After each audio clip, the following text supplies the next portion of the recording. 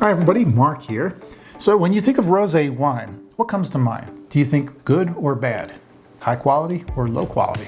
Rosé wines have become wildly popular in the last few years, and rightfully so. They're refreshing, they're really versatile when it comes to pairing with foods, and they're beautiful to look at too. But most people still haven't had the chance to taste the really good stuff. Much like pink diamonds, they can often be misunderstood, but when presented in the proper light, they really shine. Let's taste two top quality gems today, and hopefully I'll be able to set the record straight on rosé's rightful place in the wine world and at your table.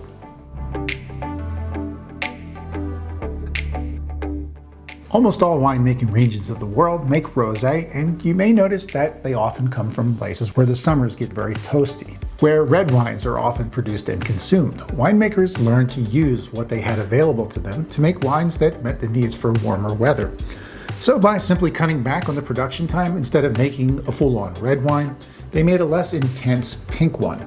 In this way, rosé is essentially a light red wine that can be chilled up for those sweltering summer days. This is the hidden secret to the beauty and versatility of rosé wine.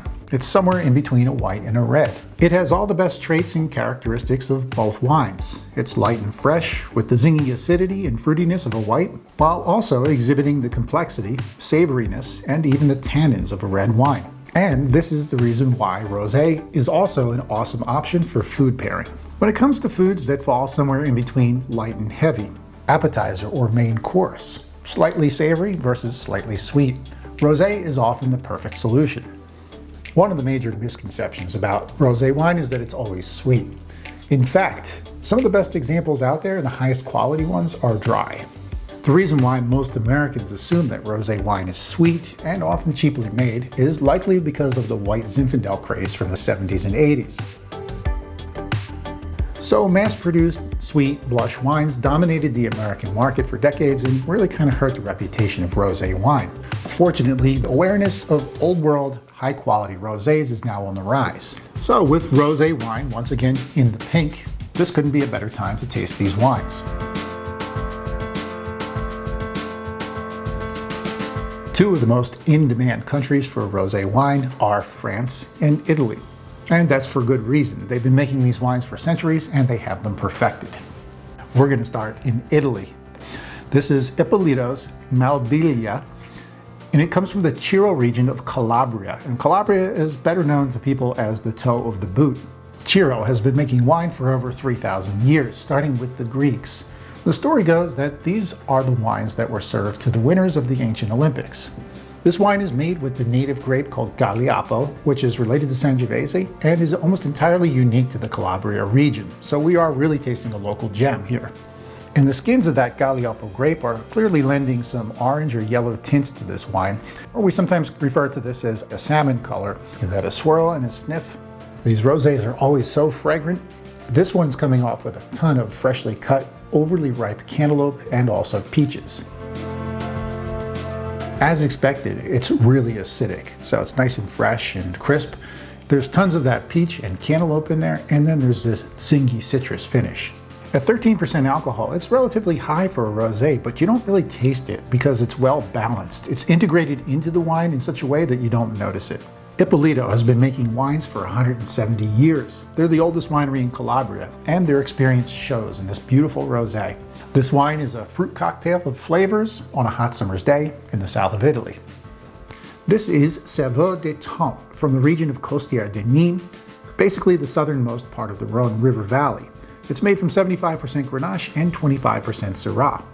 Now, much like our Italian wine, this region has a long history of winemaking as well, and of course it starts with the Greeks, and then followed by the Romans.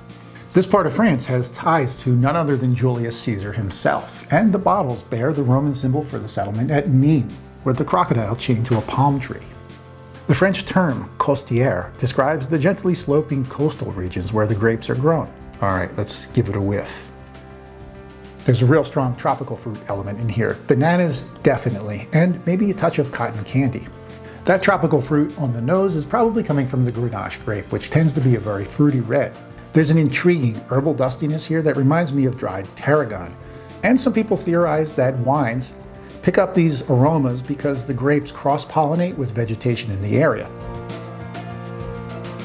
It's zingy, like a freshly zested orange peel. The tropical fruit definitely dominates here, especially the banana, and the finish gives off this spicy element, almost like white pepper. That's a fine example of a Southern French rosé. It brings all of the fruit and the zingy acidity, but also adds a layer of complexity with some herbal notes in there. If you find yourself craving the savoriness of a red wine, but are looking for something that you can chill up on a hot summer's day, this is your wine.